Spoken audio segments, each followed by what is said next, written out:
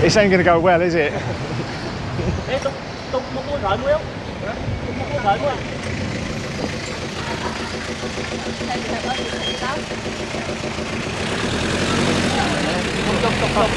the stand up. Get it down. That's it. Right. Yeah, I got her. Yeah. Right.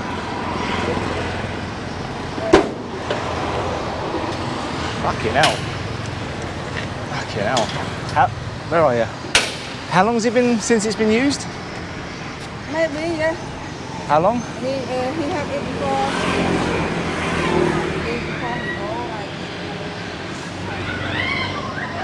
A bit worried about this clutch. Okay. No, it's still locked. There you go. Okay. All right. Cool. Well, it don't run, does it? There's no damage. She's been over once. There's a bend here and there's some damage here, so it's been over. But a bit worried about the clutch. It's a hydraulic clutch and it's jammed. Oh, box. So it won't run like that. That's going to need fixing. And the front tyre needs some air. Otherwise, it feels like it's all right. Everything feels fine. So we didn't really have a very good run. Last time we did this on a Honda Ruckus, a 50cc scooter. And we did it in just over 3 hours. And we've done pretty much the same route in a car, making a better speed. And we've done it in 4.5 hours. So I'm not really sure what happened or why we were going so slow. On the Ruckus, we took 2 stops. We stopped for a drink, and then we stopped later on for a coconut, just for a break, because it's a cramped little bike. And this time we were in a car, and we stopped once for coffee. We stopped for petrol, and we also stopped at a bakery, but we were only there a couple of minutes while we picked something up. So to add the extra 1.5 hours, I really don't understand it. We couldn't make a good speed. We were only making about 60 kilometers an hour on average. I got a little above, and then obviously you have to slow right down for the towns and for people pulling out. It was pretty bad. I wouldn't say it was bad traffic, but the traffic we had was bad. Cars coming straight at us, buses, trucks pushing us off the road. We got a lot of that, but generally it was okay. We got here about 10 o'clock, parked up in the guest house. It's a bit out of town. It's further away than we hoped. And the girl brought the bike straight over. It looks good. It's been down at some point. It's got a curled up brake lever, and it's got some damage to the side of the fairing. But the fairing's going to be disposed of anyway. I'm not keeping that. It's kind of nice that it isn't mint, because when I street fighter it, there's always that sort of guilt about throwing away a perfectly good fairing off of a fairly rare bike. I always kind of feel that, so it's good that I don't have to feel that. I can just throw the thing away or chop it up for spares, because it's not worth anything now. It's damaged. It's got one other problem. The clutch is pneumatic. It's hydraulic rather, and it's jammed. I've never seen that before, but I've only ever had a couple of bikes with hydraulic clutches. So gonna have to sort that out as well. The battery's completely dead, which I imagine is the first of the problems, and it seems to have a jammed up carb. So and that's the next of the problems. We're taking it to a mechanic called Tintin that I've already spoken to, and he says he can fix it up, hopefully by the end of today. And we've followed Google Maps. I started leading us, and then I had to carry the baby. So then my wife searched for Tintin motorcycles, and we started following her map, and we've ended up down a back street where there's absolutely nothing, and my map took us up to the bridge. So he must have moved, because Google Map has literally taken us to 2 different places, and so far he's not at one of them. Don't know if he's going to be at the other one. Now I have spoken to him, and he did say he had moved, but that the Google Maps was up to date. So I can only assume for some reason hers is out of date, and I don't understand why that would happen. Google Maps is a live database, so I don't really understand this, but Google Maps has sent us to 2 completely different places. So we're going to go and try and find him. We're going to talk to him, see if he can pick the bike up, because the front tyre's low and it's really heavy to push with no air in the tyres. Probably needs the chain lubed, and the bearings, the wheel bearings might need fixing too. We'll see. So let's see if he can do all of that for me by tomorrow morning. If he can do it by tomorrow morning, I can take it to a delivery guy and they can bring it back on a truck. So fingers crossed.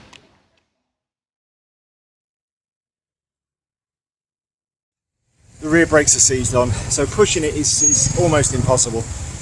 I've never seen such a heavy bike. It's not the bike, it's just that the brakes are on.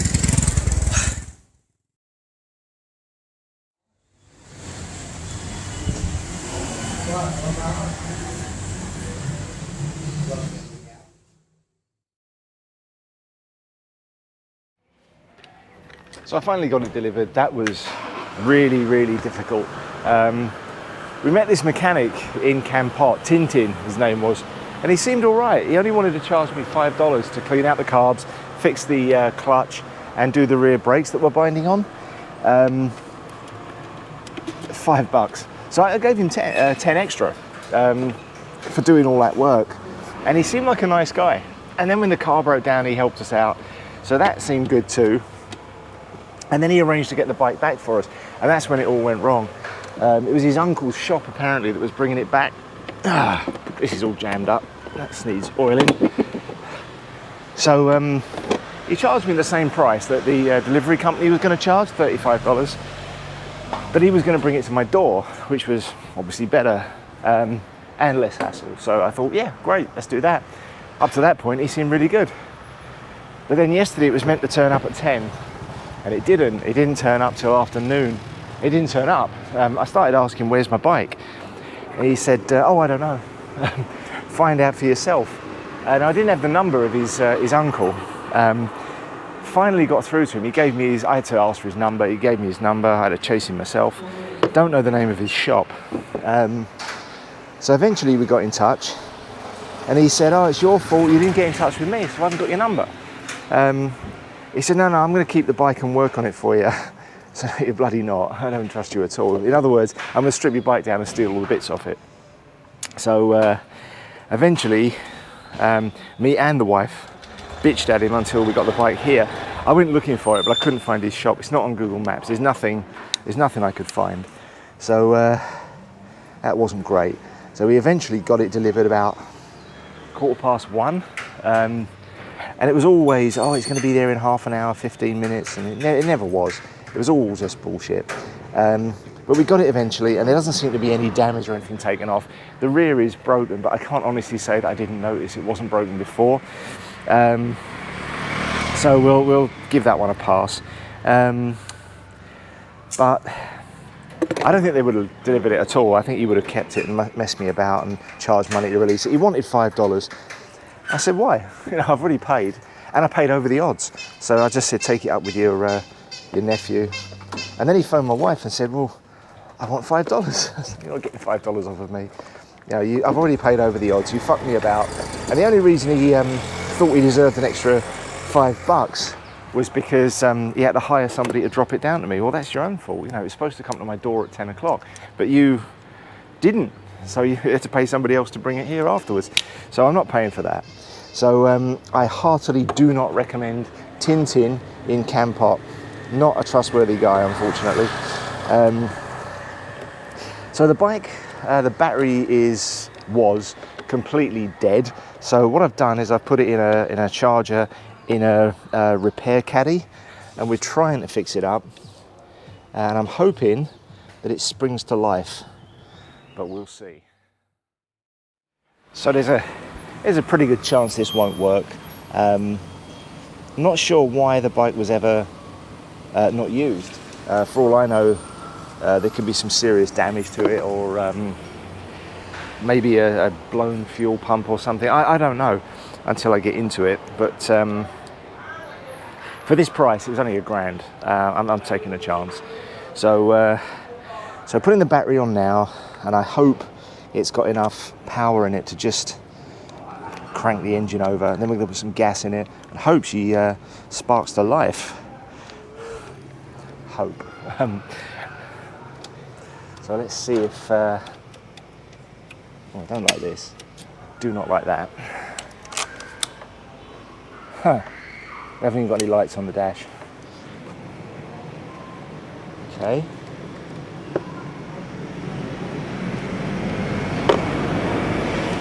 That's weird. Nothing. Well, It's 8:15 and I'm already admitting defeat. That's pretty weak, I know. I've checked the battery again. I put the battery back on the charger. It says it's full. I'm getting absolutely no light through it. The fuses in the box are all 10 amp, which is very strange. And it's got a master fuse, which again is in perfect working order. All of the fuses are fine, but I'm getting nothing on the dash. Now, previously, when I was pushing it, I was getting a little red light from the oil warning light just when the ignition was on. Just could barely see it if I was undercover. Now I'm getting absolutely nothing. So I suspect they've messed around. I suspect that someone's pulled a wire out or broken something or taken something off. They had it for about 3 or 4 hours on top of what it took to get it here. And they were really pushing to work on it. And it didn't need any work. At that point, it had the carbs cleaned and it didn't have any petrol in it and no battery. So there was no reason to assume it wasn't going to run. They didn't know it didn't run. So I kind of suspect that they've messed around with it. So what I've done is I've phoned a mechanic I trust. He's going to come out later and pick it up. I've used him loads of times before. Maybe it's worth just putting a new battery on it. I have got another battery here somewhere off the Shadow, but I don't know where it is. So I'm not even going to bother. And I know it won't fit the socket, but I could extend it out and see if a live battery will work it. I'm also going to try the other battery and see if I can light an LED or a bulb off of it, just to see if there's actually really genuinely any charge in it, because it could just be completely dead now. I have no idea. But either way, I'm going to get him to do it. Normally, I would have done this myself, but as you can see, I mean, we've recently turned my garage space into a coffee shop. Edge Cafe. So now there's really no space for me to work on a motorbike. In fact, the Shadow's inside in bits. I've half cleaned the carb. I couldn't get into the, couldn't get into the bottom half because I don't have an impact driver to get the screws out. And that's where I ran out of time with that, and that's been left there. And I can't even get the Shadow through. We've got a coffee booth here, and I literally physically can't get my bike through. So I don't know what we're going to do about that. But hopefully he'll see my message and he'll come down and collect the bike today, and she'll be gone till probably the weekend, I would think. Okay, so had a bit of a setback yesterday. We were almost ready. I almost had the bike ready to go, got the new battery on, everything's working. And then I had a minor setback where I crashed my scooter. Totally my own fault, no one else involved. I was taking a shortcut and I hit a railway line that was buried under some grass and dirt. And I just slid along it and just lost the bike. I hurt my leg pretty good, but much better this morning. Not going to die. So all that's left now is to try putting some gas in it. So I'm going to do that. I just bought a litre on the side of the road, which is a thing here. I know you can't do it anywhere else, but that's pretty normal. Now, the girl I brought it from seems her boyfriend, I think he's Belgian because there's a Belgium sticker on the back. He's gone away and he's left the bike for a very long time. She tried putting petrol in it and it all just pissed out, which is a sign of a blocked carb maybe. So we're going to try. Everything turns over now, everything works. So we're going to try firing her up. She hasn't run before, but the carbs are clean. Now I don't know if Tintin did the job or not. I trusted him to do it, I paid him to do it. But he's done the clutch and he's done the brakes and he's done a really good job of both. So fingers crossed that he's actually done what he said he's going to do. So hopefully it's just a question of putting the choke on and I hope that works. And she'll come to life. So it's going to have to turn over a couple of times to get gas.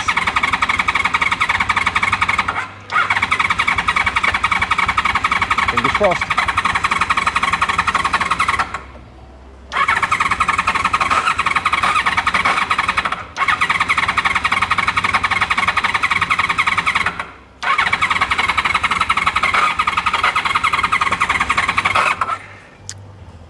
Well, we're not losing any gas. She sounds clean, she's running nice, but she's not sparking.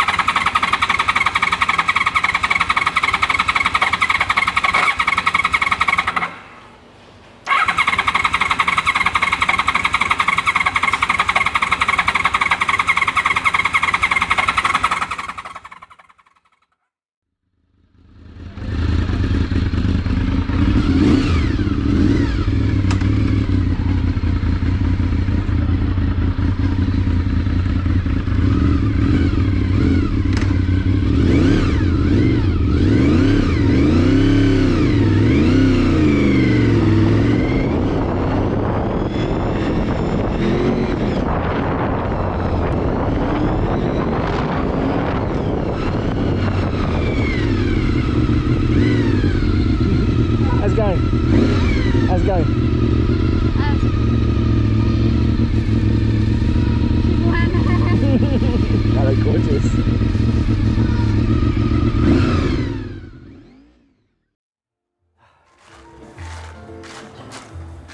One of the nice things about owning a coffee shop is, and being the only person in the family that actually likes coffee, is they keep giving me coffees and saying, hey, try this, it's an experiment. So I drink a lot of it. I'm trying to give up coffee, but they're not making it easy for me. I think this is an iced latte, but they're experimenting with different milks. And milks make me fart, and then they moan about me farting.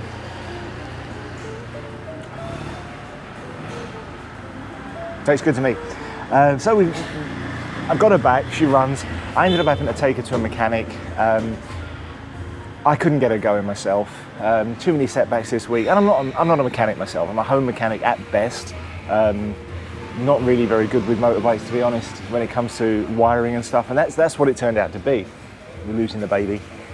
There was a problem with the generator, and what it looks like is that somebody has tried to fix it without knowing what they're doing.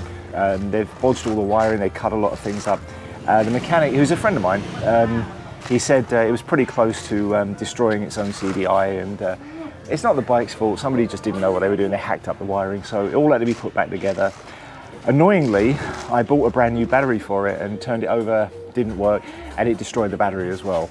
So I had to pay another $50 for another battery. So in the end I paid $1,200 for the bike, $300 getting it going, plus $50 getting it back here. So it owes me $1,350, which is, I think, that's very, very cheap for a bike like this. In this country, that would probably sell for about $2,500. In the state it's in now. And it's not perfect. There's a few little broken plastic parts. The tail is broken. I mean, it's all fixable stuff. But it's in good condition. So for the state it's in now, it's worth $2,500 at least. So I've had a result with it. I mean, I took a chance on it. Turned out to be worth taking. So very happy with the bike. I've ridden it now. I took it out. I took it for a spin yesterday, took the wife out on it. I've not ridden it by myself yet. I've still got a bad leg after crashing my scooter. But it feels great, it feels very smooth. He did warn me, the mechanic, he warned me that the carbs need adjusting, tuning up, he said. Why he didn't do that when I'd given it to him and said, get it going, I don't know. But yeah, they need balancing probably. And they were only cleaned out by Tintin down in Kampot. And honestly, I don't trust him. I'm surprised he actually did the job at all, to be honest. So she's got a few other little niggles. She smells of petrol. And I guess that's probably because she's dripping from the overflow, because again, the carbs need tuning up and sorting. I imagine that's all it is. The front brakes are not where they need to be, and I'm guessing that the pistons are they're jamming, or maybe not all of them are working. So I'm going to take that out myself. I can clean those up. And that's it really. I mean, there's nothing else wrong with it. She runs beautifully. I'm thinking about putting in a Dynajet kit or a Sigma kit. If I'm going to do the carbs anyway, I'm going to check the forums to find out if that's a good idea. It's something I've done on bikes before, Hondas, especially CBRs, and it usually transforms them. It usually makes them, in my experience, a much better bike. They usually ride better, faster, and more economic. So I'm considering doing that. It's not a lot of money for a good return. I am going to be changing the exhausts, but a long time from now. I'm going to ride her around. We're in the wet season now, and it's rough. I mean, the storms are hitting us, and they are judgment from God kind of storms. They're really terrible. So I won't be taking her to work. I can't really park her at work, to be honest. So she's going to be used at weekends as a toy for now. And then when I get my bonus at work, when I get sorted out, I'm going to street fight her and turn her into something different. But that's a long way off. And when I do that, I'm going to change the exhaust. I'm going to go up with probably under seat, which is why I like the single-sided swing arm. I'm not sure if I'm going to go. I'd like them under my seat, so sort of sticking out the side, because you don't see that very often. I like the idea of doing something that no one else is doing. Otherwise, I'll put them where the back seat would be, because I'm going to make a solo bike. I might put a little padding on the rear seat so it can take somebody occasionally, but generally it's going to be a solo bike. Yeah, love it. Fantastic bike. Very happy to have it. I've not had a bike in a long time. A nice bike. we had a few problems with COVID, like everybody else. I'm not saying I'm special by any means. At work, they cut us down to 40% wages just straight away. So with no warning, we just suddenly were cut down on less than half of our wages. So all my money went on surviving.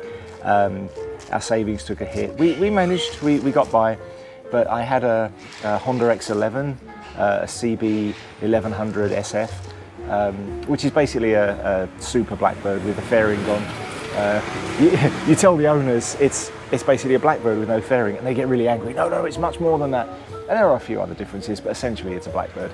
And I had one of those, and I had to sell it. I couldn't keep it anymore. We needed the money.